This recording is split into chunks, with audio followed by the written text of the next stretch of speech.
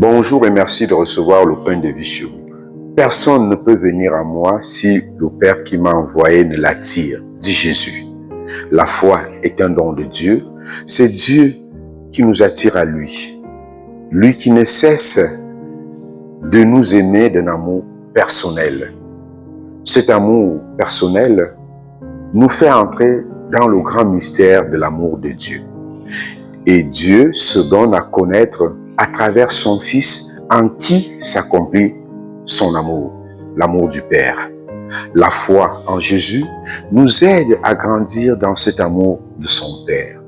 La foi nous ouvre les oreilles pour entendre Dieu nous parler et recevoir ses enseignements. Ce qui nous donne de venir à Jésus, le pain de la vie, croire en lui.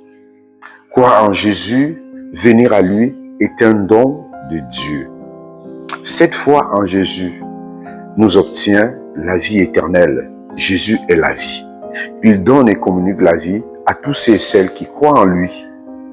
Jésus l'affirme lui-même quand il dit « Il a la vie éternelle, celui qui croit ». La foi en Jésus marque alors le début de la vie éternelle. En nous nourrissant du pain de la vie, c'est-à-dire de l'Eucharistie, nous communions à la vie de Jésus pour la vie éternelle.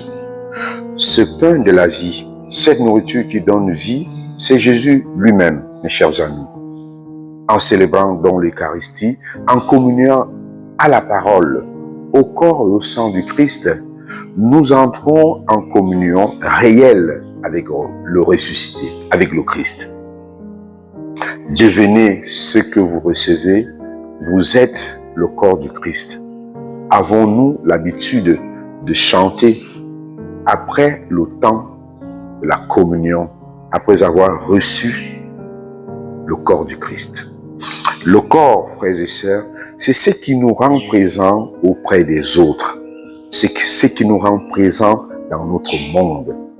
Voilà que celui qui communie au corps du Christ est ainsi appelé à le rendre présent dans le monde. Nous sommes invités, après avoir reçu le corps du Christ, à rendre le Christ présent dans le monde. Si nous nous nourrissons de l'Eucharistie, parole, corps et sang de Jésus avec foi et gratitude, alors la promesse de la résurrection deviendra pour nous une réalité vivante, une réalité bien vivante, ancrée dans les mœurs de nos vies. Elle deviendra donc une espérance ancrée au plus profond de notre être. Puisse notre participation à l'Eucharistie nourrir notre capacité à continuer de rendre le Christ ressuscité présent dans notre monde.